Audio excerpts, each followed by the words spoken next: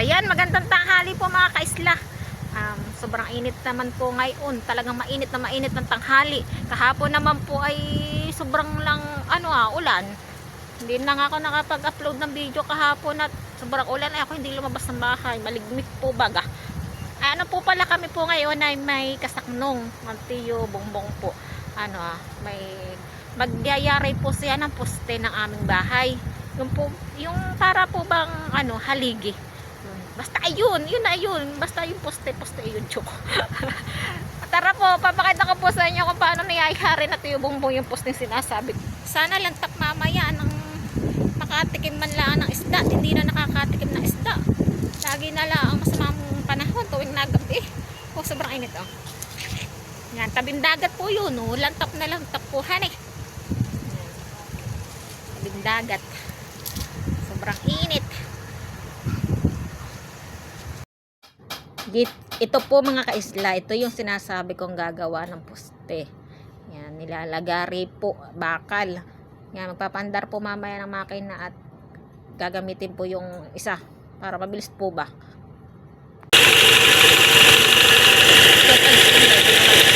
Layo, layo, layo! Layo ikaw, layo!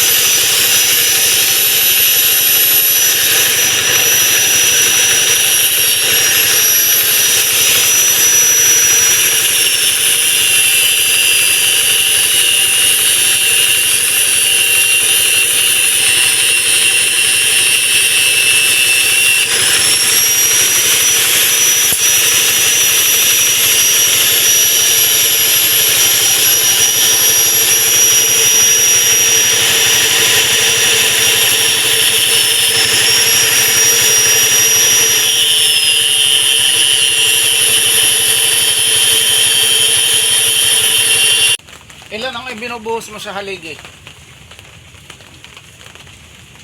Pagka nagbubuhos ng haligi, ilan ang ibinubuhos mo? Sa poste? Oo. Abay,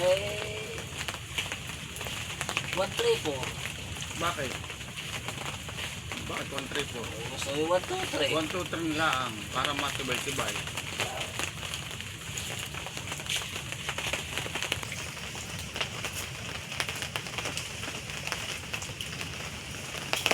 Yan naman sa pustilaan. Oo, poste na.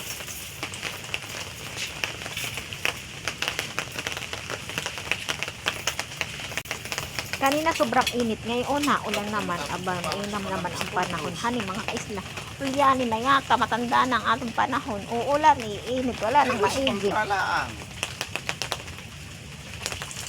May gasportres naman diyan. Na.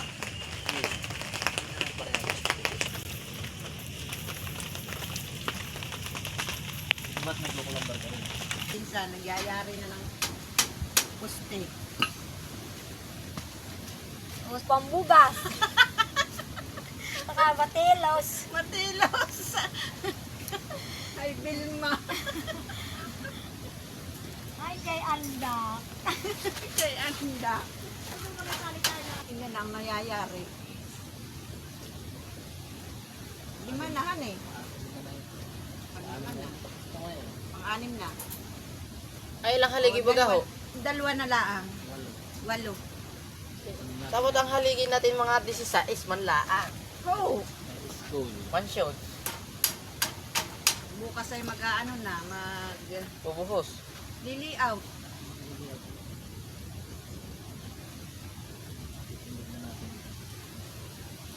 Kaya kukuha pa ang papa ng 2 pang tao, kailangan 4. Kasi na dito? Hindi, yung anak, si Ah. Julian. Ayan po mga kaisla, yung sinasabi ko sa inyo poste. Ay, iyan po nga ni. Iyan. Yan ganay ang poste na sinasabi ko. Dibaga, poste yan.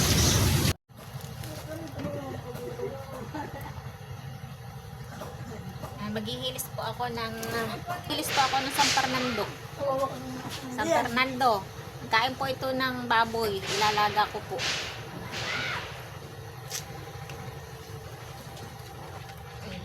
Behind the ano. Tatanggalin ko itong mga ugat-ugat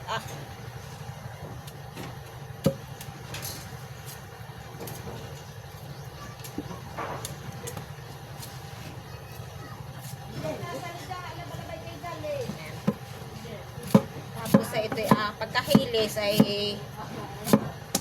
ilalaga ko sa tungko.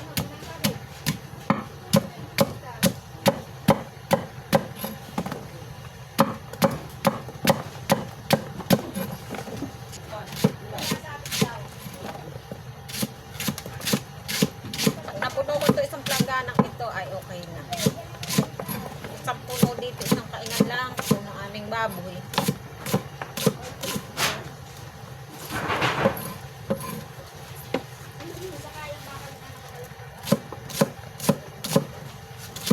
Ilalaho ka po namin ng ganito.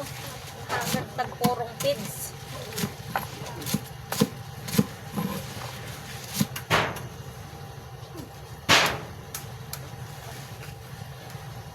Laki. San Fernandong puti. Ito po yung puti.